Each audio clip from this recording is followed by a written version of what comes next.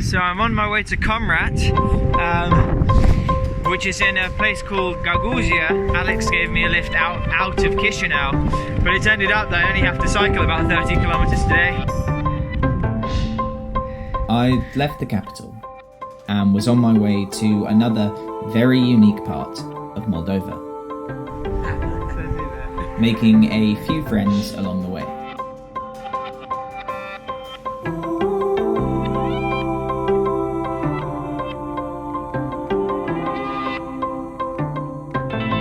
Oh, it is hilly. I'm getting into a really hilly part of Moldova. Yes! Gagauzia! So I'm here just about to enter Gagauzia, which is yet another autonomous region of Moldova. The difference between Gagauzia and Transnistria is Gagauzia doesn't consider itself like an independent nation, and the issues between Gagauzia and the rest of Moldova were resolved more diplomatically than the ones in Transnistria. So whilst Gagauzia doesn't have its own currency, it does actually have its own language, Gagauzian. Gagauzian is officially an endangered language. I think only about 150,000 people in the world speak it. Its closest sister language is Turkish, actually. I'm hoping to learn a little bit more about it when I interview someone in Comrat, which is the capital of Gagauzia. There's the Gagauzian coat of arms and its flag on the right there. That's the Moldovan flag on the left.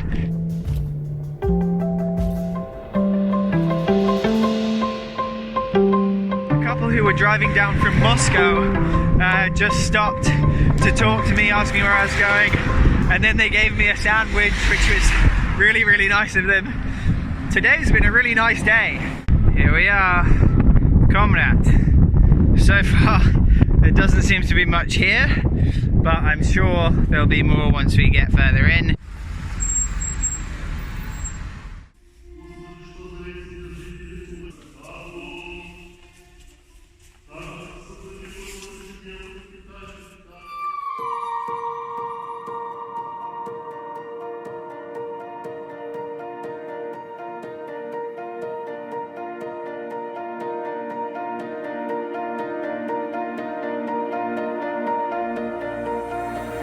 Behind me is a Gagauzian restaurant, and this is all apparently traditional Gagauzian decorations. Quite similar in some ways to some that you might see in Turkey, because the two cultures are quite linked. They're similar enough that the Turkish government is attempting to create a sphere of influence here, funding the construction of buildings like schools and hospitals. My hosts were from Turkey, and had been sent here so that Ali could teach in one of those schools. That wasn't necessarily the way locals saw it, though, and most expressed a fierce cultural independence whenever I spoke to them about what it means to be Gagauz. As I explored the town market, a stone's throw away from Ali and Rukiye's flat, it was easy to see the mix of cultural influences. Clothes from Russia, spices from Turkey, and the buzzing atmosphere similar to flea markets in the rest of Moldova.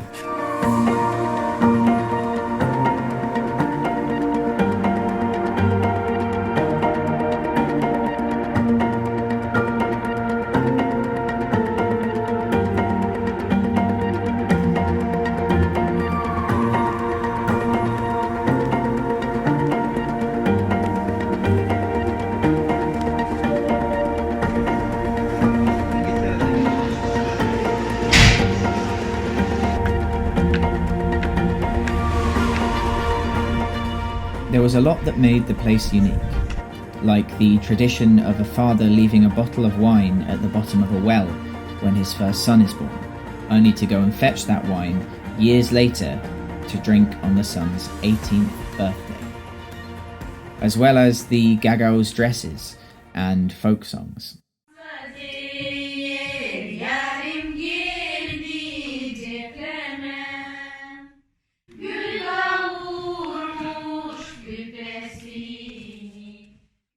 The first flat tire of the entire trip. 6 months in and I'm only just learning how to repair a punctured tyre. My time in Comrat drew to a close. But before I was about to leave, Ali and Rukiye offered to drive me to the Romanian border. Okay. Yeah, it's already heavy. With one extra stop to check out one of those wells that you might remember from an earlier video, A Final Time. Oh, Water! yeah, you have water. It's teşekkürler. It's okay, you are welcome. Thank you very much. Bye, Tieran. Everything. Okay. See ya. Okay. And with that, I left one of the most intriguing countries I'd ever visited behind. I'm almost at the Romanian border after getting a lift from Ali and his family.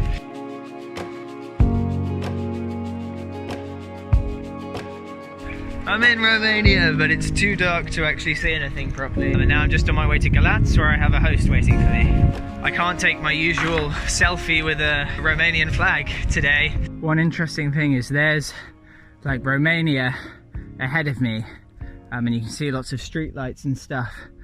There's much better infrastructure here, but if you look behind me, there's like nothing apart from the occasional house, and that's Moldova back there. There's like no street lighting in Moldova. It's really bad. Goodbye, Moldova. You've been wonderful.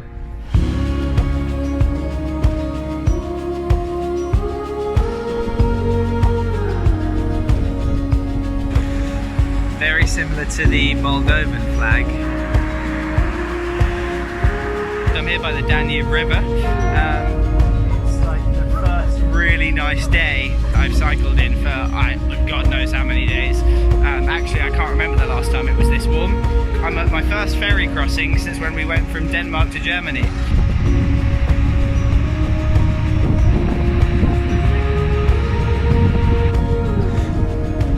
Goodbye, Gagauz. It looks like it's about to get very hilly over there. That's the first actual monastery I've seen on the trip so far. Apparently there's quite a lot of them in Romania and Bulgaria. There is a legitimate piece of tumbleweed rolling across the fields there.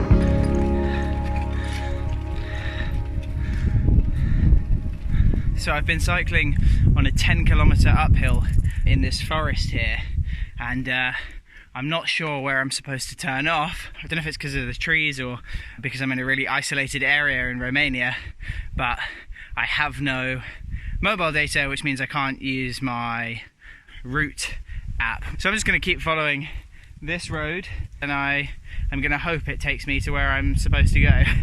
Oh my god, that was the longest uphill I think I've done on the entire trip so far. So much mistletoe around here.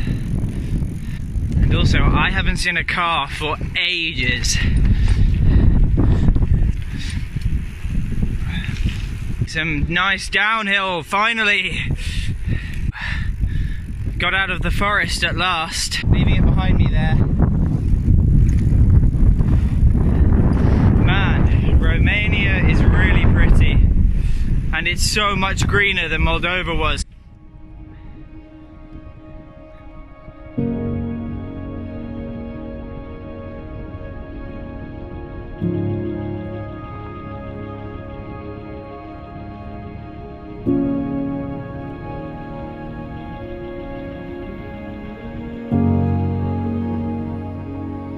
Brilliant, so my rear brake is broken, and the next time I'm going to be in a place with a repair shop is in like 3 or 4 days, so I guess I'm going to have to only cycle with a front brake until then.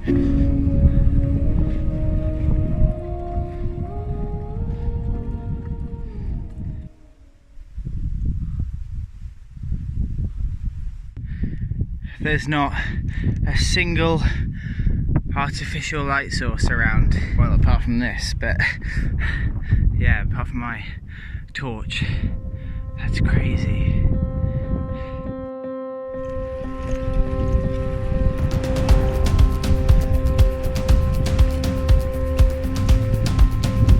So I was going to take a day off at that hotel I stayed at today. It's another lovely day, so I figure I'm going to just power through, cycle the 200 kilometers from Gagauz to Constante in 3 consecutive days, and then I'll just kind of relax when I'm there. Right brake is still completely broken, so I can only use the front brake to slow down. I have to be really careful when I'm going downhill and when I'm going around corners. Luckily, I have enough weight on my bike that when I pull the front brake hard, I don't get thrown over the handlebars. There's a silver lining in everything, and that's the silver lining for having a really, really heavy bike. I haven't been in Romania for that long. It's hillier than I've expected it to be so far. Yesterday was really, really hard, but I'm headed towards the Black Sea, and that's really exciting. The Black Sea is another really big milestone for me.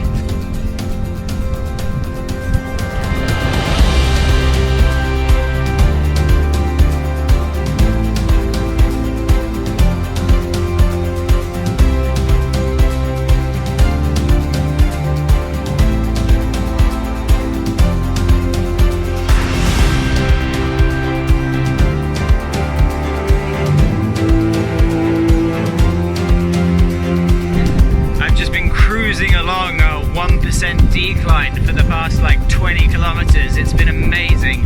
Such a nice change from yesterday.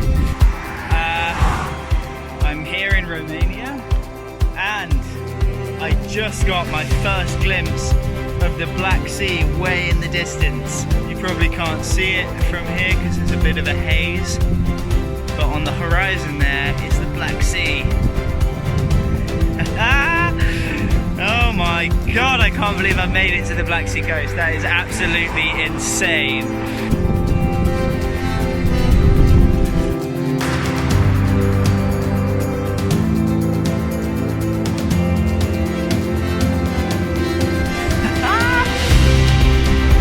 Oh my god, I can't believe I'm here.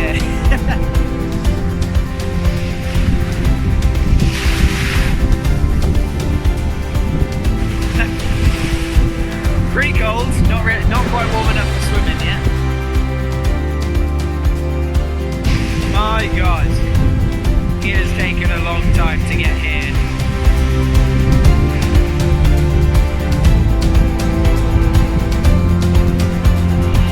Right, still got quite a way to go, so I should probably get cycling again.